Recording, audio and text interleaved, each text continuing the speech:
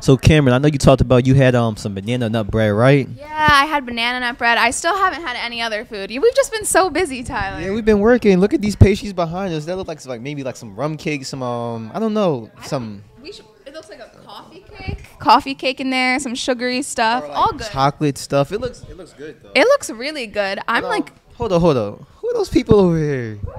who are those people? Tyler, I think they're our next interview. I see an artist. He look like an artist. Yeah, I think this is Rich Flo. He's a artist. He's an artist. He went to Norristown. One of Mr. Doyle's favorite people. We have to make sure to include that. Yeah. And Jamie's gonna do an interview. I'm gonna talk to him about what his plans for the community. Yeah, so let's pass it over to Jamie. Thanks, Cameron and Tyler. So I'm here with Rich Flo at the Norristown Tassel Coffee Center on Norristown. So Rich, I know that you do like a lot of community stuff around Norristown, a lot of events, and a lot of special things coming up. Can you just tell me like some things that you're doing around here? Well, currently we do this event called Letslinkl8r.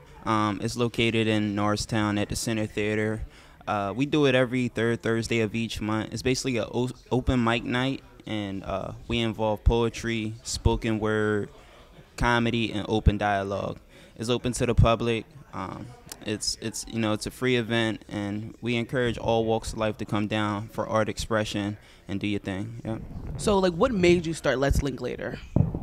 I've been involved in the arts community for 7-8 years now in Norristown, and each year I try to be innovative, create something new, a new vibe, do something a little different. And I love poetry, so I used to go to a lot of poetry events in Philly.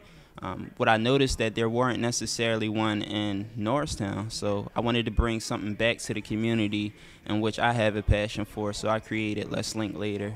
And this is the place where you link up with your friends, your homies, your girlfriends, and you just come enjoy the vibe, come enjoy the night. And I just think it's a way to keep people away from trouble and keep your mind motivated and creative, so that's why I started it. So speaking of friends, I know you're good with Dennis Lorenzo. So like, can you tell me about your relationship with him? Yeah, Dennis Lorenzo, Mr. American Idol.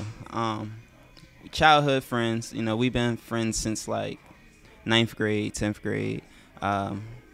We got a lot of experience together. We've done records together. We got a good friendship. He actually moved to Atlanta after high school. Then after that, he migrated over to California. I took similar steps. I went to Atlanta for a bit, and then I ended up in California the year after he was there. We also got a chance to make music while we were out there together. I eventually moved back home, which I came back to Norristown and continued to do what I do. And he actually got onto American Idol, which is big. So I applaud Dennis nonetheless, and I'm just happy for him overall. Yeah. So like, we know you went to Norristown High School. So can you tell us about your experience in high school? Like, how did that impact you today? Like, how is that beneficial to you now? Yeah. More than anything, I feel like I'm the same person that I am right now that I was in high school. I was probably a bit more reserved, more relaxed back then. I didn't necessarily know what I wanted to do when I was in high school, for after high school. So that kind of dictated the way I moved in high school. I was very much a critical thinker / free thinker. I was always in my own head. I wasn't in the in crowd, but I had a lot of popularity. I just didn't necessarily embrace it. I was a pretty good B student in high school. You can ask Mr. Doyle. I got a lot of friends from high school that still support what I do today. So I love Norristown area high school. I love the teachers there, the atmosphere. If anything, I think it taught me to figure out what I wanted to do for myself, opposed to what someone else wanted for me. And that's exactly what I did, and that's exactly what I'm doing today. For any teenager in high school right now who's going on the same path that you're going, trying to come up and trying to make their dreams, what would you say to them? You got to own up to your reality, and it's not necessarily the reality, but your reality. So in a sense, create what you want out of life. God didn't give you these hands for no reason. God didn't give you this heart and this mind for no reason. So you got to tackle that.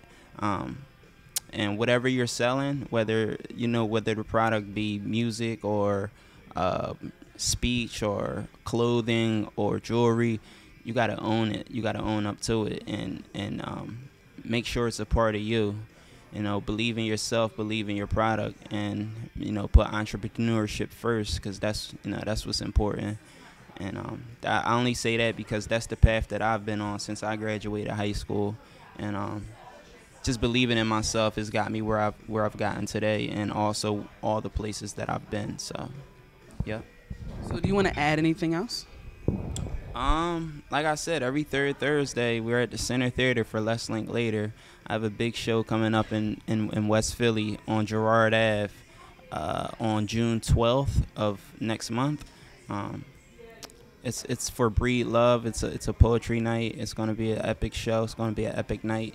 If you want tickets for that, you can find it on my social media at Rich Flizzy Flow on Twitter, at Flizzy Flow on Instagram. So, yeah, that's that. I'm Jamie, here with Rich Flow, and we're at the Tels's Coffee Shop on Main Street.